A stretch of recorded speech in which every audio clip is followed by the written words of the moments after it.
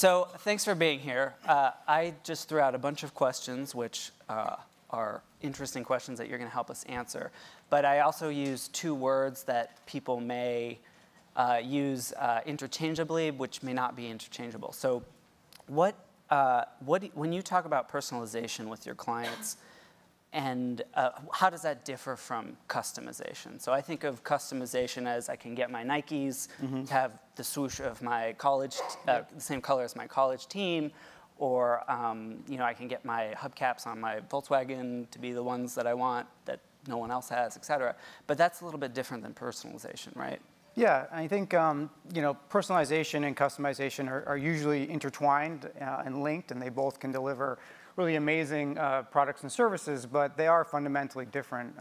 As you mentioned, customization is really based on an intent that I might have as a user or consumer. So, in the Nike example, Nike ID, I like my shoes all gray. So for me, I can go into Nike ID and I can choose the exact colors I want and make them to be just the way that I like them. Personalization is different in that it's more of a product or service or experience that's based on things that I may not know as a consumer or user. So oftentimes, it might be based on patterns or choices that I make, or it might be based on things that happen that I'm not quite aware of. So an example of that would be maybe a service like LinkedIn, looking at whose profiles I'm looking at, the type of content I'm consuming, and then serving up something that's more personalized. So in that way, customization is often a lot more of a static choice that happens earlier on in the product and service creation, whereas personalization is much more dynamic. It's much more organic and living with you as you kind of go through time. So it's customization plus time. In some ways, yeah, I think that's an interesting way to think about it. It's kind of evolving, right? Exactly. And you see that, you see personalization as a kind of macro trend in 2018. And when you look around different industries and what's happening, where do you see examples of this kind of personalization that you're talking about? Yeah, I mean, I think that the trends around personalization have been growing over the past few years, but it really is feeling like it's starting to come to a head in the next couple of years. And I think that a lot of technology has helped personalization sort of become realized in many industries. When you look across business and politics, culture, and health and wellness, you really can see examples of personalization coming across. So on the business side, I mean, many of the top valued startups you see, whether it's a WeWork or Airbnb, they all have a heavy personalized element to the service that they're delivering, and that's one of their unique competitive advantages. On the politics side, the personalized news feed has gotten a lot of press recently as how it's shaping the national debate. In health and wellness, you have startups like 23andMe, where you can spit into a test tube and you can get 75 personalized reports that tell you about your genetic makeup. And then on the culture side of things, you have companies like Spotify, which are, really booming and delivering personalized playlists to people and shaping how they hear and think about music. I think that they have something, I think in the latest numbers, it was around 180 million unique users. And so think about that, every week there's 180 million new playlists being created for unique individuals. Right. I'm assuming most people here are familiar with Discover Weekly, but it's essentially this playlist that crunches all of the stuff you've listened to on Spotify and then delivers you a scarily accurate playlist of things you might like. And it's pretty astonishing how good it is. But and that brings us to sort of the but here of what do we lose when we have a kind of predictive technology like that really can scan what we're doing and predict what we might like more of, Yeah, I mean, I think I was sort of thinking a lot about Spotify recently and thinking back to about 15 years ago when I had a group of friends. We were living in all different parts of the world, and every month somebody would make a mix CD and we would send it to each other. And that would arrive in the mail, and you would be really excited about it. And you would put it on and listen to it. And what you sort of heard was really very different than what you might see in Discover Weekly. So you heard all different types of music, and it wasn't always music that I was going to like or that I would have chosen myself. But it was things that people who I had empathy for and people I respected enjoyed. Right. And so you were able to really have a more diverse experience and able to hear things that you wouldn't have typically heard. Right. And so you weren't getting that funneled down version of just being fed the things that you knew you were going to like. You were given a much wider range of experiences. And I think actually we may have a visual here to remind people what CDs looked like. So before you had the thing on the right-hand side, you relied on the thing on the left-hand side. But I mean, the mix, you know, it's interesting even that the playlist is called Discover Weekly because you're not likely to get, you know, if you're really into Kylie Minogue, let's say, like some of our band members from last night, you're not likely to get served up a piece of Swedish death metal that might not like, but might have made you think about, you know, what's interesting about this piece of music that my friend thought I might think was interesting, which you know, an algorithm's not going to do for you. Yeah, and I think there's a lot of sort of unintended side effects of this. I think that what you end up seeing is that you know, people just get fed the same type of content over and over again.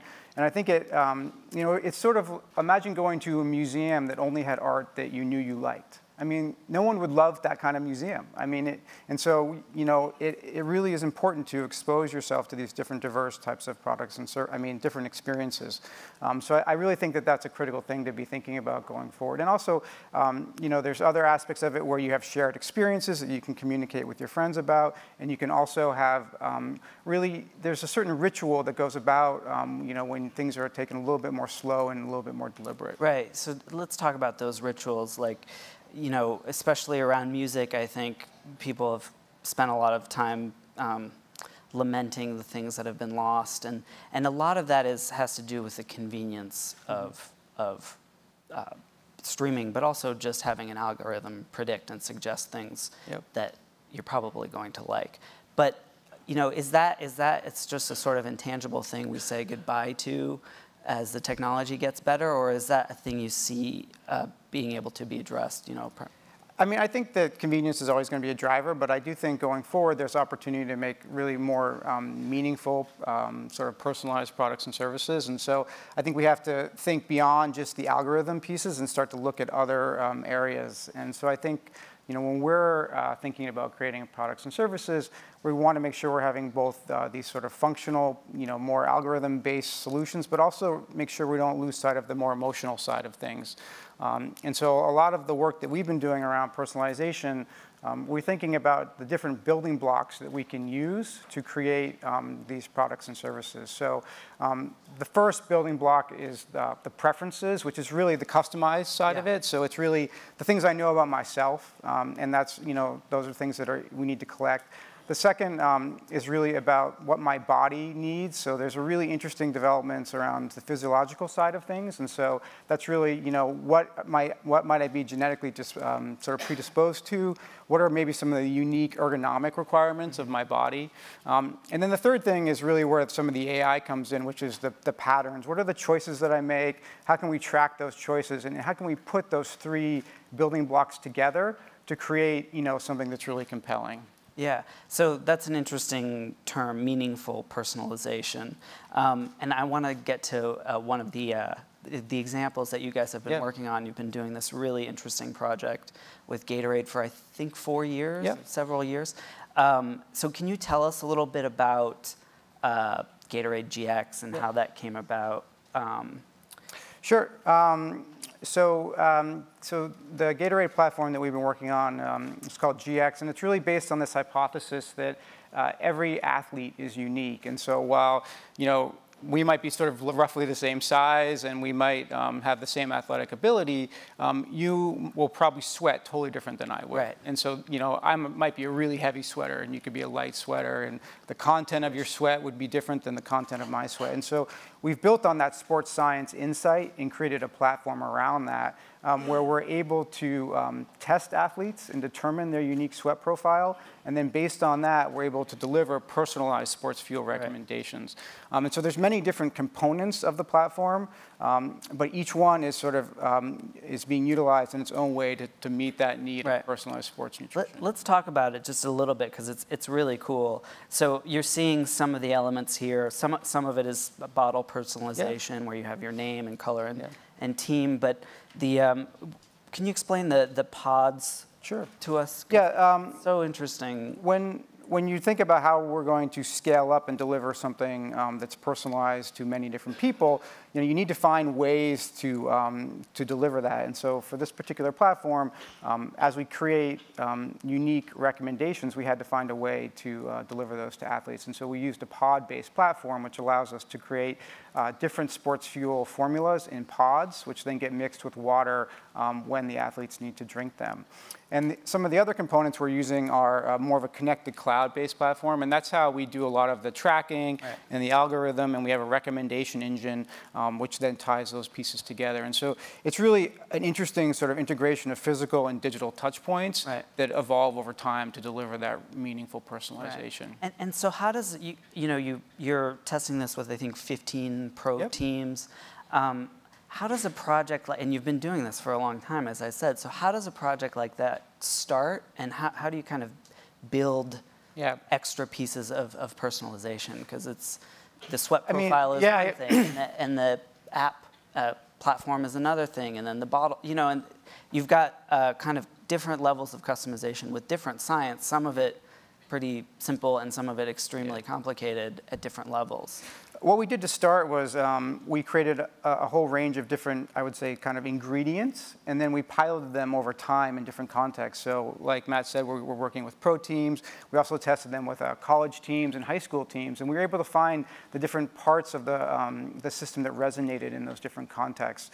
And with the pro teams, the coaches love it because it allows them to really work with some of their kind of trouble players who cramp up a lot. On the high school side, kids just love getting their name on stuff. And that was mind-blowing for them. Yeah. And so we were able to sort of use these different ingredients in different ways for different contexts. And so it became a very strong and robust platform for us. So I want to talk about the piloting a little bit too, because I think that's really helpful for people who are thinking about how do I start moving in this direction with my products. But how do you go from, we've got athletes who are professional athletes, they do this every day. You can get them on a scale every day. You can get them to give you sweat samples every day to the mass. Yeah. I think the piloting piece is critical because, and I think it's true for all personalization, so I think anyone who's thinking about trying to create a more personalized products and services, highly recommend that you sort of start small and start with some experiments in the real world. I think a lot of the elements that we thought were going to resonate didn't always resonate the way that we thought they were going to be. Yeah. Sometimes personalization can get very complicated very quick, and so the best way to understand that is to get some sort of prototypes or different mock-ups of the experience into the field and try that. Yeah. Of course, with the pro teams, that can be challenging. Yeah. One of the first pilots we did was with the Brazilian World Cup soccer team in 2014, and that was probably the highest pressure situation I've ever been in. So, but, when you do, like, your approach to piloting is interesting. I think at one point you described it as Oz behind the curtain, because you don't go out and spend a ton of money to see,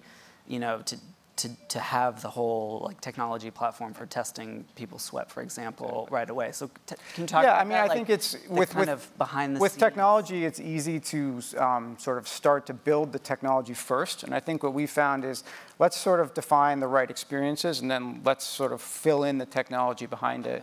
Yeah. And so when we were doing our early piloting, we didn't have any technology platform. Everything was done with basically with human power behind the scenes, mixing things and delivering them and making it feel like it was a fully automated system, but it wasn't. It was just, everything was done behind the scenes. Right. And then as we built confidence, then we could invest in building out those technologies. And some of the key technology unlocks that we needed, we didn't have yet. I mean, they weren't there yet, and so we had to continue to look for them. Just projected in the future, we'll probably be able to. Yeah, and we'll just keep looking for those. Interesting. Okay, and then you learn as you. So, are there examples of personalization that go too far? Like, what are the areas where you want to be very, very careful? And I think we have maybe some examples. Yeah. But I think, I think that there's a few different areas where personalization can go too far. We've talked about the Spotify side of things, where it really can start to reduce, I think, the value and some of the experiences around different types of content. This is an example of from a startup in London for a bank, and I had our design team mock this up. But it's a bank called Atom Bank, and they allow you to personalize your banking experience by naming your bank, creating your own logo, your own colorways, and a lot of those pieces can create a true reflection of what you want your bank to be. But when you think about what is the function of a bank and how does it serve from an experiential point of view, it's actually really about consistency and trust and things that are really don't need to be personalized. Right. You actually want some level of of a constant experience to be able to deliver trustful banking. And so I think in situations like financial services, you have to be very careful about how you deliver personalization to make sure that it doesn't erode some of the core benefits of the platform. No one wants to cash a check from Matt's cool bank. No, definitely not. Definitely not. I would not accept a payment from Fortunately that. for me. But okay, so flip that around. And you mentioned some of these at the top, but where are the most exciting areas where you would love to do some of this work? Yeah, I mean, I think the biggest untapped areas, I think obviously the health and wellness space is huge because, when I talked about those building blocks and you start thinking about how your unique body, what it needs to function and how we can deliver on that, I think that that's a huge untapped area for personalization. I also believe that, moving more into some of the physical products, I think that the whole area of personal care as well is a huge opportunity where, it's really a lot of the products and services around personal care have been developed at huge scale and mass because that was the most cost-effective way to do it. But there's new technologies coming online combined with digital platforms where I think we can really reimagine a lot of those categories and think about how we can create more personal products and services for those. And how do you mitigate the risk of over-promising to people? I mean, going back to the Gatorade thing a little bit, like it's very different if you're a high school athlete who's not going to turn pro than if you're a pro athlete. And if you're seeing what's going on the field of one of these pro teams and you think that's going to apply to your life, that may be a disappointment. Or if you think Spotify is really going to get you and it starts to not really understand because someone else is using your account. I mean, I think with personalization, you really it is sort of like a superpower, and so you have to be really careful about how you use it. And I think that there's nothing worse than I think being served up the wrong personal experience. So in that way, I think you have to be very careful because you'd rather almost not have a personal experience if it's going to be the wrong one. And so I think, like I said before, starting very small and really, a lot of times just a little personal touch can really go a long way. Sometimes just, things around, services knowing where you are and knowing the context that you're in. And a lot of it can be just around tone and communication. And a lot of these little things that really help people feel comfortable and they deliver that moment of delight. It's really important. Okay, great. Well, thank you so much. That was fascinating. Great. Thanks, Matt.